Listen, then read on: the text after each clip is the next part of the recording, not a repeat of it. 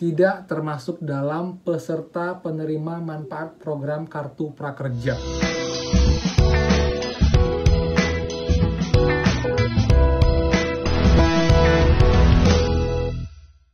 Hai semua, kembali lagi di channel Aaron Agus. Jadi thank you banget buat teman-teman yang udah selalu stay tune di channel ini ya teman-teman. Thank you banget.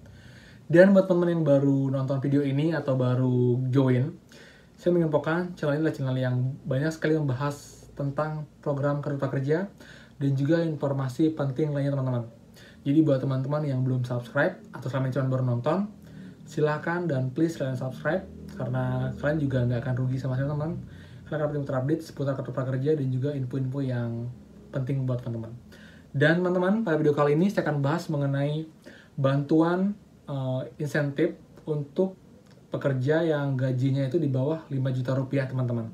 Dan hari ini pun saya dapat berita atau info terupdate mengenai detail syarat-syaratnya. Lalu juga saya akan menginfokan teman-teman bagaimana sih cara untuk mengupload atau memasukkan rekening kita itu ke BPJS Tenagakerjaan. Jadi biar nggak lama-lama kita langsung mulai aja. Saya akan langsung screen record di sini.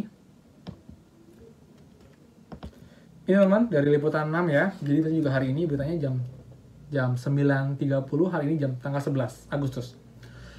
Mau dapat subsidi gaji 2,4 juta, simak syaratnya teman-teman. Ini dia.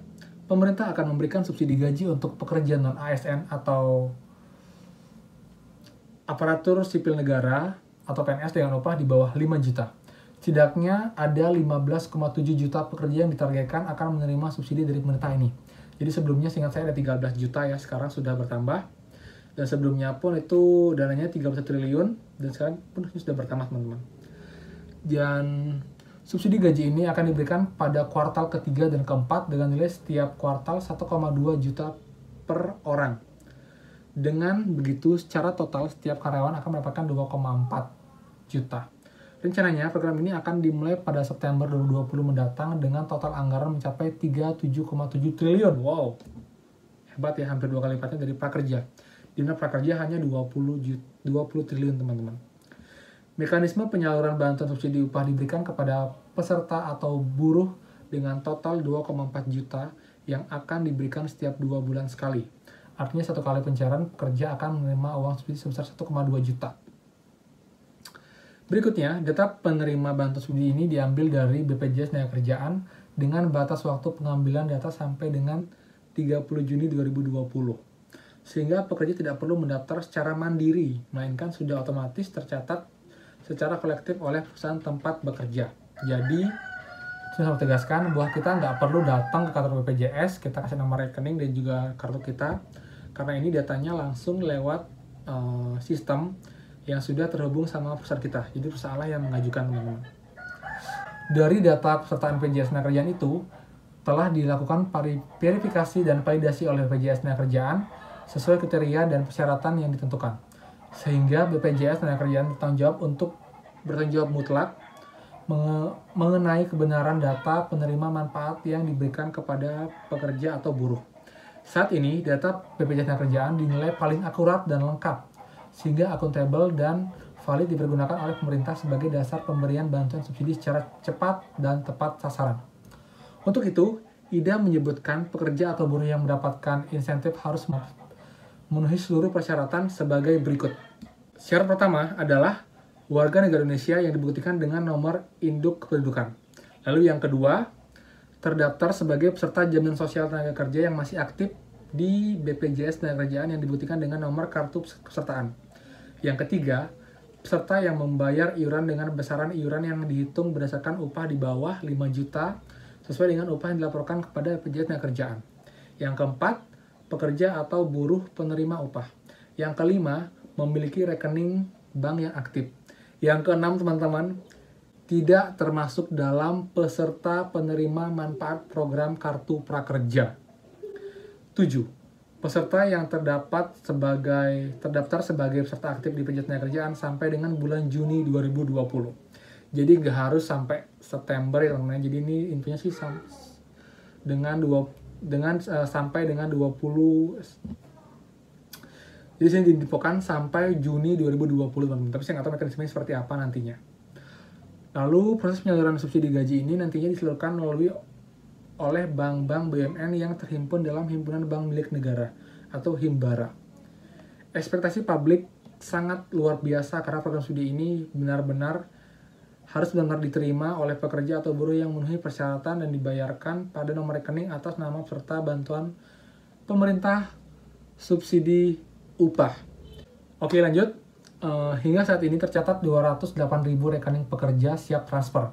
Hal ini disampaikan oleh Menteri Keuangan Sri Mulyani Indrawati. Kita sudah mengumpulkan lebih dari 208.000 nomor rekening dan pekerja yang di bawah 5 juta untuk gajinya. Menurut Sri Mulyani, pemerintah memang mengacu pada data BPJS TK untuk pemberian insentif tersebut, sebab proses penyaluran akan lebih rumit jika pemerintah harus mencari data di luar itu. Kalau kita tidak punya nama dan alamat ini, atau bahkan nomor akunnya, akan sulit bagi pemerintah untuk membantu mereka.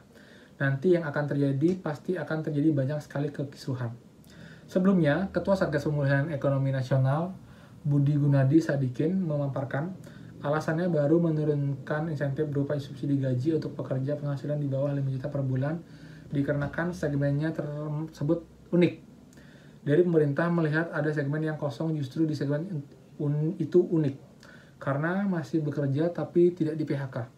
Kondisi perusahaan buruk karena dirumahkan atau gaji yang dipotong. Jadi segmen ini diberikan untuk melengkapi dari bantuan-bantuan sosial yang sebelumnya, kata Budi dalam pengumuman program bantuan subsidi upah Istana Presidenan pada Senin 10 Agustus 2020. Jadi itu teman-teman alasannya kenapa ada program ini, karena dia mengambil segmen di tengah-tengah yang nanggung. Jadi tidak di PHK, tapi gajinya juga tidak maksimal teman-teman. Jadi teman-teman juga bisa mengerti teman-teman ya. Jadi pasti pemerintah juga sudah memikirkannya dengan matang-matang. Kenapa program ini diberikan dan dibuat untuk yang gajinya di bawah 5 juta rupiah. Dan yang buat saya sedikit nusuk adalah poin nomor 6. Tidak termasuk dalam peserta penerima manfaat program Kartu Prakerja teman-teman. Jadi saya nggak tahu apakah ini sudah fix atau bagaimana. Kita tunggu saja, saya akan selalu update di video kali ini.